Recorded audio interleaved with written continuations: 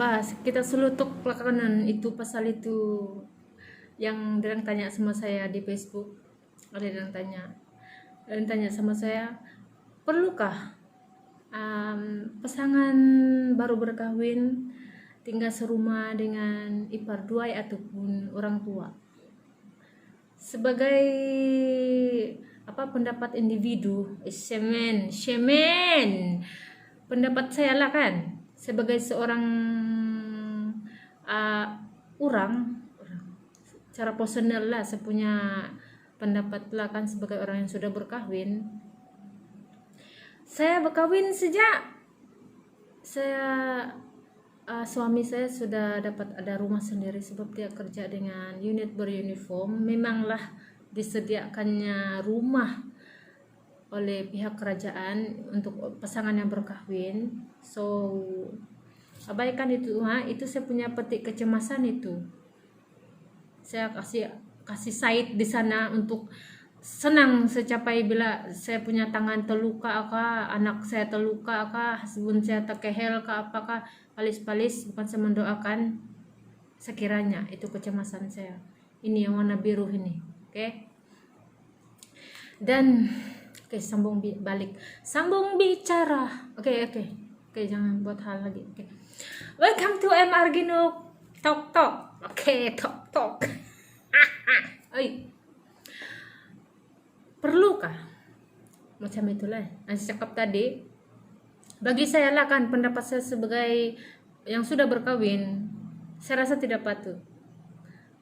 Sebab banyak saya punya kawan yang tinggal dengan mentua. Bunyi pula nih handphone. What the heck? Apa itu? Bukan banyak lah, ramai kawan saya, bukan ramai juga lah, ada 2-3 orang kawan saya yang tinggal dengan mentua, sudah berkahwin ataupun tinggal dengan ipar dua dia lepas berkahwin. Bercampur lah maksud saya. Derang selalu mengeluh. Kalau bukan ipar derang yang buat hal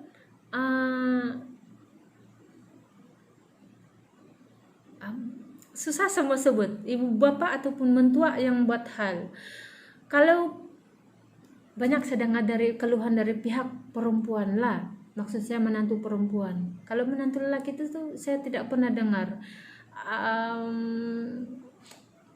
Cuma saya dengar malu masuk dapur, sebab bila lapar kan, bila bini dia orang tiada di rumah, malu masuk dapur.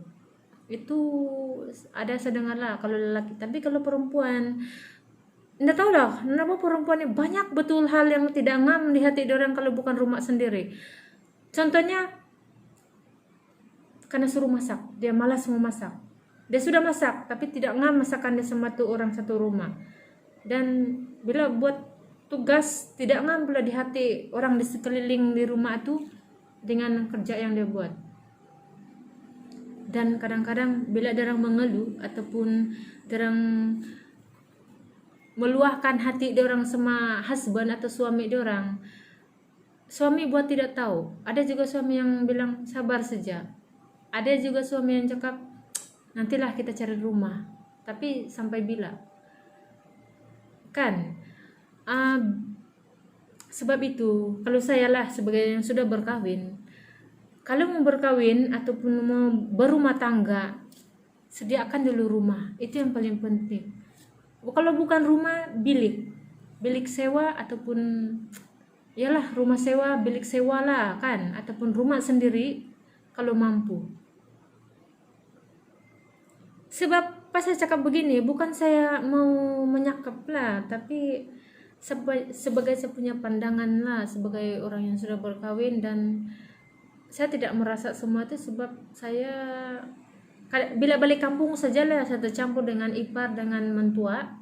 Tapi setakat ni bagi saya syukur pada Tuhan, betul-betul saya punya ipar sebelah suami saya boleh cakap sangat-sangat baik, dan saya bersyukur betul dorang memahami bersyukurlah, memang kita bersyukurlah bila ipar dua kita sangat memahami kita kan, dan best lagi dapat mentua yang sporting. Thank you sangat-sangat, kita bersyukur sama Tuhan bila kita dapat mentua yang sporting.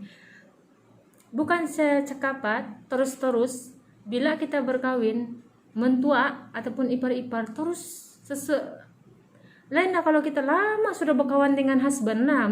Contoh, lama sudah kita berkawan dengan pasangan, kita sudah kenal pasangan dari segi keluarga dia, kehidupan dia, sosial dia, bagaimana taraf kehidupan dia. Mungkin itu bukan masalah lagi sebab kita sudah serasi kan. Tapi macam saya kenal dengan husband 3 tahun kenal, tapi berjauhan, so tidak kenal betul-betul. Dan beberapa bulan sebelum kami bertunang, baru saya pergi rumah dia.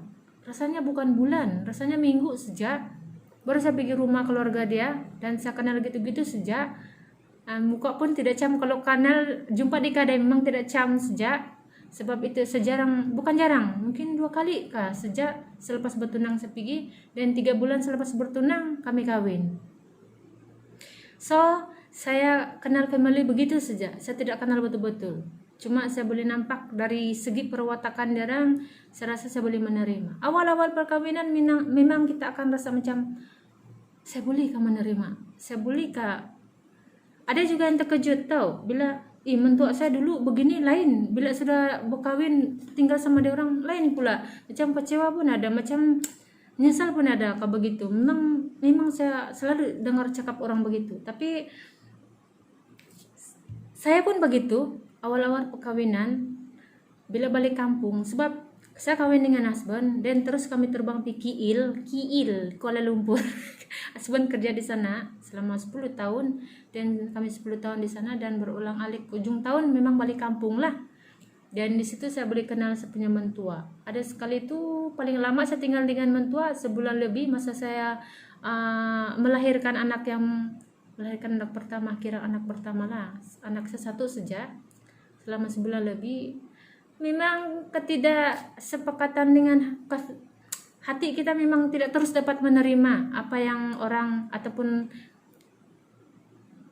orang tua sebelah suami kita buat dengan kita. Sebab kita dilahirkan oleh ibu yang berlainan, jadi kita dapat dampak perbezaan antara dua. Mama dengan mama mentua tidak sama. Oke? Kalau sama pun syukurlah kamu. Apalagi budaya, kami berbeza bangsa, tapi saya rasa kalau orang Sabah ini sama saja, biarpun bangsa berbeza. Tapi saya bangsa Kadazan, husband saya Murut, memang berbeza sangat besar, betul beza dia. Dari segi, kalau macam saya tidak tahu lah semua keluarga ada begitu kan, memang keluarga saya saja yang begitu.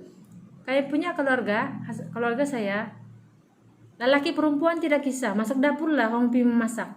Oke, tapi kalau Murut di bagian saya punya mama mentua sebelah husband saya, perempuan kena masuk dapur, rajin masuk dapur. Tidak kisah kau pandai masak atau tidak pandai masak, kau kena masuk dapur untuk tolong-tolong apa yang harus dibuat di dapur. Itu yang saya akan tunjuk oleh mentua saya lah. Dia bilang masuk di dapur, tolong apa yang patut. Pas itu saya bilang patutkah, sebab paling-paling kali saya potong bawang saja. Tapi bila pikir betul juga, dalam masa di dapur itu kita boleh sesuaikan diri kita sama ahli keluarga di rumah tuh, sama ataupun kalau macam ada makan-makan ataupun kenduri kendara di rumah, kita boleh mengenali orang saudara-saudara terdekat. Betul juga. Dan memang pasal itulah saya cakap mengenali dulu mentua ataupun mengenali dulu ahli keluarga sebelah suami ataupun sebelah perempuan ataupun pasangan kamu, barulah kita akan dapat keserasian itu pelan-pelan. Rasanya dekat 5 tahun lebih, 6 tahun lebih, baru saya dapat merasai nikmatnya berkeluarga, nikmat berkeluarga besar. Maksud saya dari segi di sebelah suami dengan sebelah saya, keberlainan, keberbezaan itu kan buat kita lebih macam merasai apa orang bilang, keberlainan kaum itu kita boleh tahu banyak hal lagi yang kita tidak tahu dalam family kita. Ada begitu di dalam family dia orang. Kepelbagaian lah maksud saya. Macam lari sudah tajuk saya. Tapi oke, balik ke tajuk kita. Kalau pendapat saya lah kan, sebelum mau kawin itu kita sediakan rumah dulu, sediakan physical dan mental lah paling penting. Dan kalau mau tinggal semua mentua ataupun keluarga ipar duai, tidak salah. Tapi kita mesti buat perangkaan keluarga ataupun rumah tangga. Kita tinggal sekejap saja, untuk sementara saja, dan kita sediakan sepatutnya kita sebagai sebuah keluarga. Sebab bila kita berkawin, kita akan menjadi dua orang dalam satu rumah tangga. Tapi karena ingat, kita bila berpasangan pasti akan berkeluarga besar. Walaupun anak satu saja, kita sudah menjadi sebuah keluarga. So lebih baik kita mendapatkan sebuah rumah lah, lebih bagus. Ataupun kalau masih macam yang tidak berapa kemampuan, masih tahap yang kita bilang standar kehidupan kita, mencari rumah sewa dulu, boleh, tidak masalah. Yang penting elakkan tinggal sebuah rumah dengan keluarga ataupun ipar duai lah. Bagi saya lah, itu pendapat saya lah, pendapat individu saya, personal ya, pendapat saya secara individu. Dan lagi bagus kalau sebelum kawin kamu sudah rancang plan kamu punya keluarga, kehidupan kamu selepas berkahwin.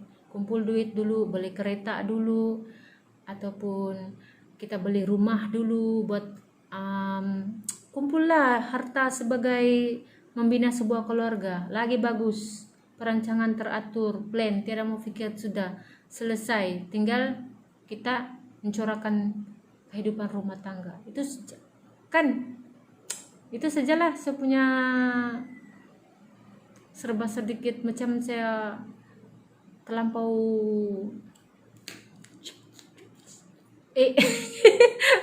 macam itu ular pula saya bercakap belit-belit kan. Tapi itulah itu itulah itu. Oke? Selamat mendengar kisahku yang tidak seberapa, dan kita jumpa lagi 2000 ujung bulan 12 lah kalau panjang umur. Dan kita doakan semoga COVID-19 mati dan tidak lagi timbul di dunia nyata, dan kasih slow. Maksud saya kurang-kurang aramait ya. Mau dekat ujung tahun sudah.